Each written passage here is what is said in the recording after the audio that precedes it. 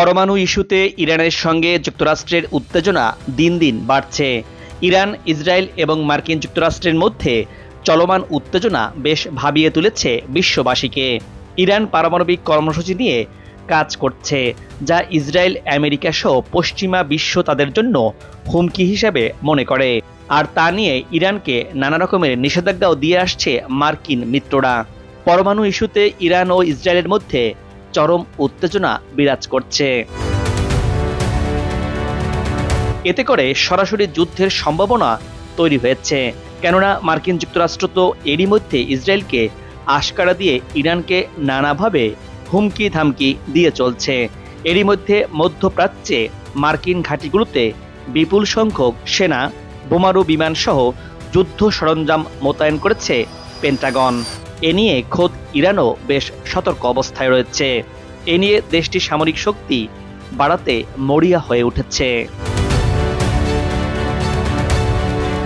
Iran বর্তমানে 14তম বৃহত্তম সামরিক শক্তি হিসেবে নিজেদের অবস্থান তৈরি করেছে। দেশটি সেনাবাহিনী এবং বিমান বাহিনীকে শক্তিশালী করার পাশাপাশি অত্যাধুনিক ড্রোন এবং ব্যালিস্টিক ক্ষেপণাস্ত্র তৈরি করতে সক্ষম হয়েছে। এমনকি পারমাণবিক অস্ত্র রয়েছে ইরানের ভান্ডারে, এমন অভিযোগ রয়েছে পশ্চিমাদের। আর বিশেষজ্ঞরা বলছেন, ইরানকে ভেঙে ফেলা এখন আর কোনো সহজ কাজ হবে না।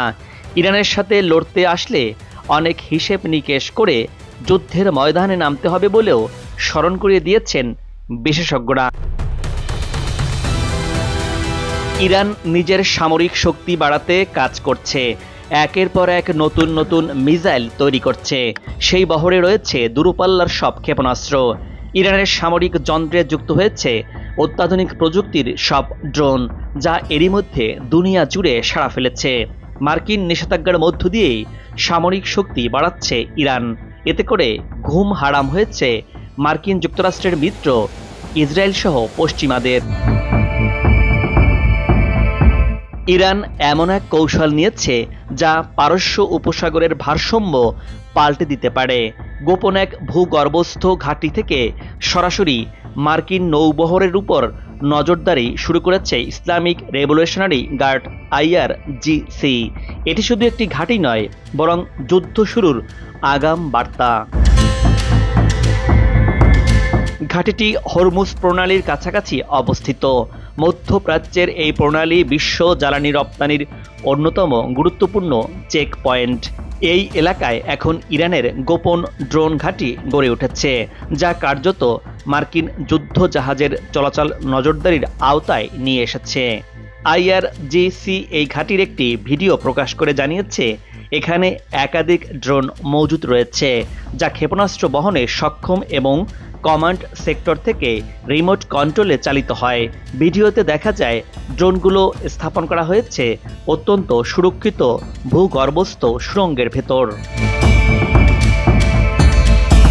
বিশ্লেষকরা বলছেন, ইরান এমন এক সময় এই ঘাঁটি প্রকাশ করল যখন গাজায় ইসরায়েলি হামলা চলছে এবং মার্কিন বাহিনী আরব উপসাগরে সক্রিয়ভাবে মোতায়েন রয়েছে।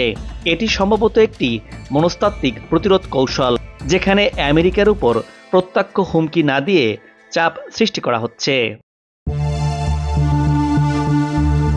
ইরানের সামরিক বাহিনী দাবি করেছে, এই ঘাঁটি থেকে তাদের UAV সিস্টেম মার্কিন যুদ্ধ জাহাজের গতিবিধি রিয়েল টাইমে পর্যবেক্ষণ করতে পারে। শুধু তাই নয়, এই নজরদারি সিস্টেমে রয়েছে ইলেকট্রনিক ইন্টারসেপশন টেকনোলজি, যা প্রয়োজন হলে শত্রু পক্ষের সিগন্যালও আটকাতে সক্ষম। এদিকে মার্কিন প্রতিরক্ষা দপ্তর এখনও আনুষ্ঠানিকভাবে এই ড্রোন ঘাঁটির বিষয়ে কোনো মন্তব্য করেনি।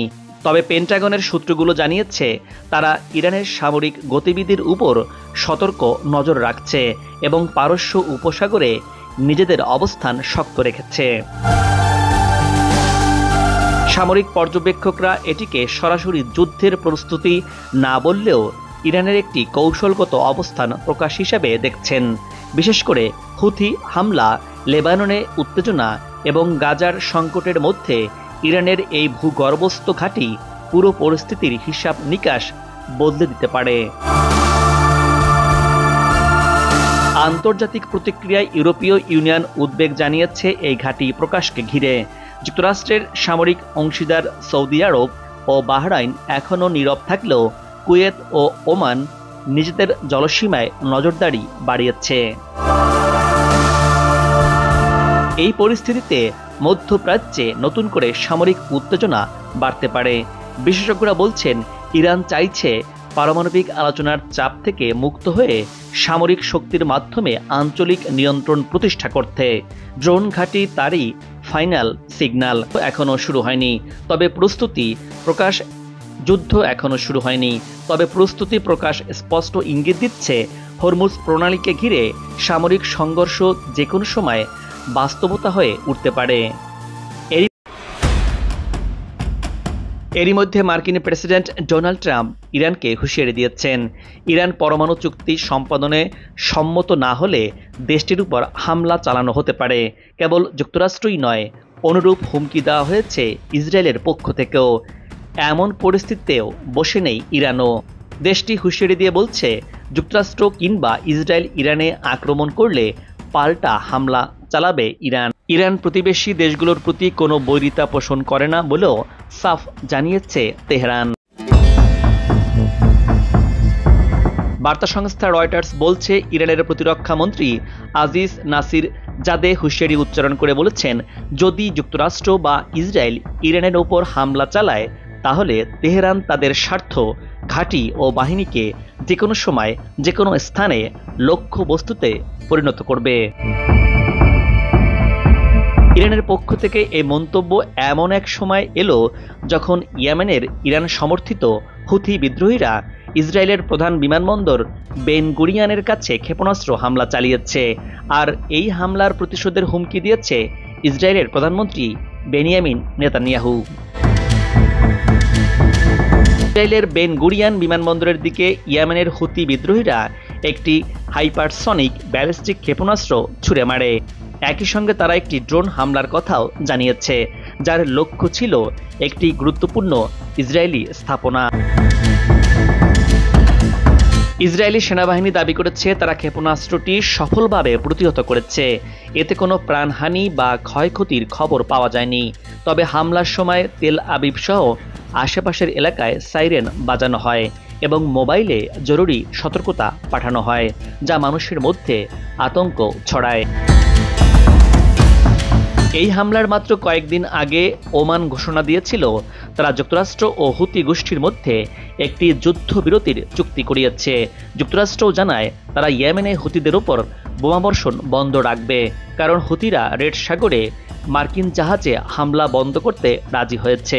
তবে হুতিরা স্পষ্ট জানিয়েছে এই চুক্তিতে ইসরায়েলের নাম নেই এবং তারা ফিলিস্তিনিদের প্রতি সংহতি জানিয়ে ইসরায়েলকে লক্ষ্যবস্তুতে পরিণত করবে। ইসরায়েলের প্রতিরক্ষা মন্ত্রী ইসরায়েল কাটোস হুতিদের ছোড়া ক্ষেপণাস্ত্রকে ইরানি অস্ত্র বলে আখ্যা দিয়েছেন এবং ঘোষণা দিয়েছেন ইসরায়েল শক্ত প্রতিক্রিয়া দেবে, ইয়েমেনে প্রয়োজন হলে আবারও হামলা চালাবে। তিনি এটিও বলেন, হুতিরা ইরানি হয়ে কাজ করছে এবং মধ্যপ্রাচ্যে অস্থিতিশীলতা ছড়াচ্ছে। ইসরায়েলি মিডিয়া জানাচ্ছে 18 মার্চ 2025 থেকে এখন পর্যন্ত হুতিরা ইসরায়েলের দিকে 28টি ব্যালিস্টিক ক্ষেপণাস্ত্র এবং ডজন খানেক ড্রোন হামলা চালিয়েছে। সবগুলো হামলার উদ্দেশ্য ছিল গাজায় ইসরায়েলের গণহত্যার প্রতিশোধ নেয়া। হুতিরা নিজেকে ফিলিস্তিনের পক্ষে প্রতিরোধকারী হিসেবে তুলে ধরেছে।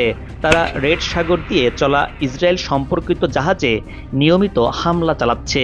যদিও যুক্তরাষ্ট্র চায় হুতিদের সঙ্গে সংঘাত কমাতে, কিন্তু ইসরায়েল এই পরিস্থিতিকে ইরান নিয়ন্ত্রিত আঞ্চলিক যুদ্ধের অংশ হিসেবে দেখছে।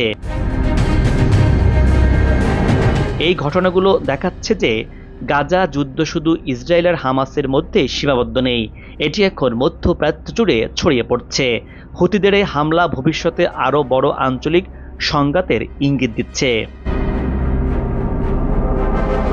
ইরান তার নতুন এআই চালিত অস্ত্র, সাইবার ইউনিট ও আধুনিক যুদ্ধ জাহাজ দিয়ে প্রমাণ করতে চাইছে তারা শুধু প্রতিরক্ষা নয়, প্রয়োজনে আক্রমণ চালাতেও সক্ষম। এর ফলে পারস্য উপসাগরে যে দীর্ঘদিন ধরে যুক্তরাষ্ট্রের একতরফা আধিপত্য ছিল, সেটি এখন চ্যালেঞ্জের মুখে পড়েছে। বিশ্ব রাজনীতি বর্তমানে খুবই অস্থির সময় পার করছে। এর মধ্যে ইরানের এমন সামরিক ঘোষণা শুধু একটি দেশ নয়, পুরো অঞ্চল সর্বোপরি বিশ্বের জন্যই নতুন বার্তা বয়ে আনছে। তেহরান বর্তমানে এমন একটি অবস্থানে দাঁড়িয়ে আছে যেখানে তারা শুধু কথায় নয়, কাজে প্রমাণ করতে চায় এখন আর একতরফা আধিপত্যের দিন নেই। আর কোণঠাসা নয়, ইরান এবার হুঙ্কার দিয়ে বলছে গোটা অঞ্চলে আধিপত্য বিস্তার করতে চায়। ইরানকে কেউ আঘাত হানতে আসলে তাকে দুমড়ে মুচড়ে ভেঙে ফেলা হবে বলেও হুঁশিয়ারি দেয় ইরানি নেতারা। ইরান সামরিক শক্তি বাড়াতে যেভাবে একের পর এক নতুন অস্ত্র সামনে আনছে, তাতে আগামীতে কী ধরনের অস্ত্র নির্মাণের ঘোষণা দেয় দেশটি তা দেখার বিষয় বলে মনে করছেন বিশেষজ্ঞরা। তারা বলছেন যুক্তরাষ্ট্র ও ইরানের মধ্যে চলমান উত্তেজনা এখন নতুন মাত্রায় পৌঁছাচ্ছে, আর এই উত্তেজনার পারদ শেষ পর্যন্ত কোন দিকে গড়ায় তা হয়তো সময়ই বলে দেবে বলে মনে করছেন তারা। সামরিক শক্তি বিশ্লেষকরা বলছেন ইরান যেভাবে শক্তি অর্জন করছে তাতে করে ইসরায়েল সহ পশ্চিমা মিত্রদের ঘুম হারাম হওয়ার উপক্রম হয়েছে।